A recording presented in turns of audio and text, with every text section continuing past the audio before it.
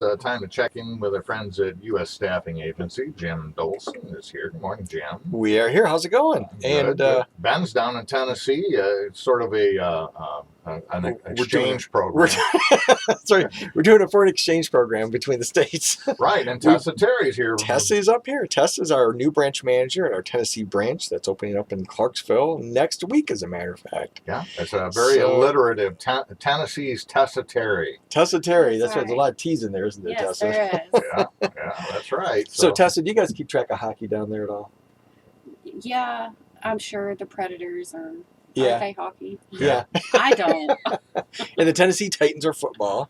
Right, yeah. But up here, we are Red Wings fans for the most part, but they're not in the Stanley Cup, obviously, this year. They are sure not. We try being Tigers fans, but what are they, 12 out now, Tim? Well, I don't know, but it's been a tough season so far for them. But they won last night, and they look pretty good doing it. And it's a rebuilding year again. It is. Yeah, it's a rebuilding year. Well, we thought we'd start with some funny behaviors that we do on a regular basis throughout life, we humans, if you will. Behaviors that we just can't help sometimes. For example, Tim, this might be you. Mm-hmm. When we're having a conversation with someone, say we meet them in the grocery store, and forget their name. Oh, man. Yes. I know. It's tough. So you say something like, "Hey, buddy." Yeah. Tessa, you ever do that? All the time. But you probably don't say, "Hey, buddy." But, we're hoping they don't notice that we've actually can't remember their name. I think we all do that. Yeah, for sure. Or we lower the music on our car's radio so we can see better. Do you do this, Tim? I think probably I do. It's at least a way to concentrate a little bit. I did it this morning when I picked you up at the hotel. It was raining, but I had the music up, so I turned it down so I could so I could pull out, I guess. I don't know. Yeah. Yep, I know I've done this. I'm not really sure how lowering the volume helps, but it does. It does, somehow. Sometimes we're also convinced that our smartphones or our computers are victimizing us, like they're just out to get us that day. Oh, yeah. We even yell at our tech devices sometimes, convinced that they're conspiring against us. Now, you got a lot of tech devices in here, Tim. Yeah. Do you ever quote unquote talk to your I do. It's to your devices here? Nothing we can ever say on the radio, believe me. I'm sure. In fact, one thing that I do say about 5 times a day is that Windows 10 is the bane of my existence and the greatest evil in mankind. What were they thinking when they developed that, right? Yeah. And finally, have you ever rehearsed a conversation in your head that you'll probably never have? All the time. That can be a sign that you're anxious about the conversation. Yeah. So, in fact, today we're talking about anxiety, specifically anxiety at work. And we found an article that's titled, "What Anxiety Does to Us at Work." This is from an article a couple weeks ago in the Harvard Business Review by an author named Alice Boyes. Okay, so if you're hardwired to naturally be anxious about things, then your first instinct when presented with a new idea might be less than positive. For sure.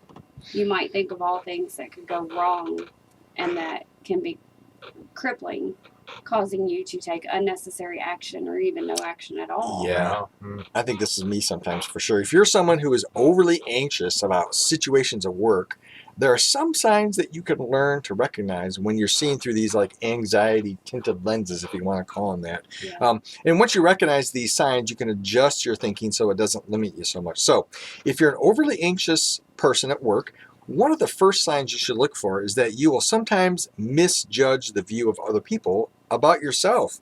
Anxious folks tend to worry that other people don't like them. Yeah, paranoia. Yeah.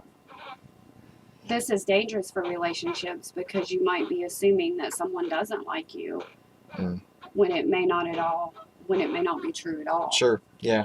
Instead, it's important to recognize that you might be interpreting someone else's incorrectly without solid evidence. Yeah. If you're overly anxious, you might also be defensive about feedback.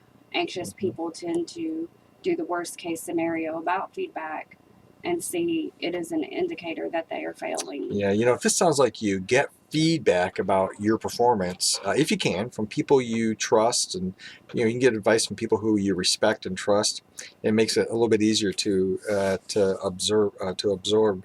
A third behavior that overly anxious people display, Tim, is that they tend to avoid emotionally tough situations, which results in a reputation of them being difficult to work with. Well, they may be easy to work with, but if they're always defensive, then not so much. Yes, that's true. And this can happen because over anxious people can be unclear in their communication with others.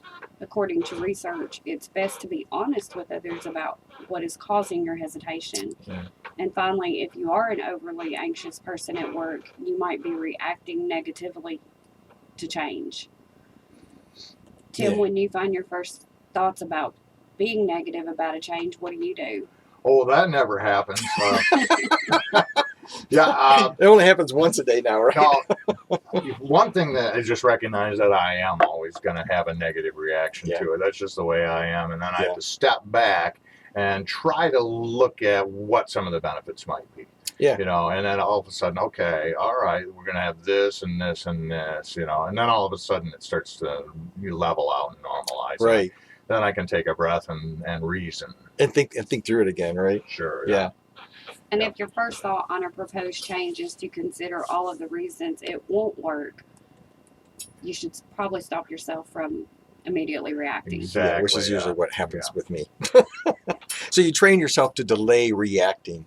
Even if it's only for a few hours, sometimes it helps just to put some distance between yourself and what you heard. And this will give you a chance to respond properly.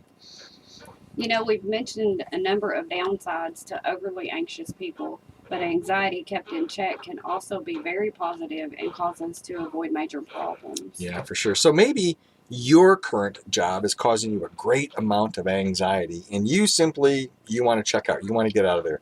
Contact us. We have a long list of great employers who have a place for you. Or maybe you're an employer looking to replace employees who are not a good fit for your business. Call us. We have a lot of great candidates that are looking for a new address to work at. Tessa, how can people find us here in Battle Creek? If employers and potential team members want to talk with us, they can find us on Facebook at US Staffing Agency. They can live chat with us on our website at usstaffingagency.com or come to our Battle Creek location at 5420 Beckley Road, Suite C in the Mingus Creek Plaza. They don't have that down in Kentucky, I don't think. A Mingus Creek Plaza. I have never heard of that. Our phone number is 269-589-6507. For sure.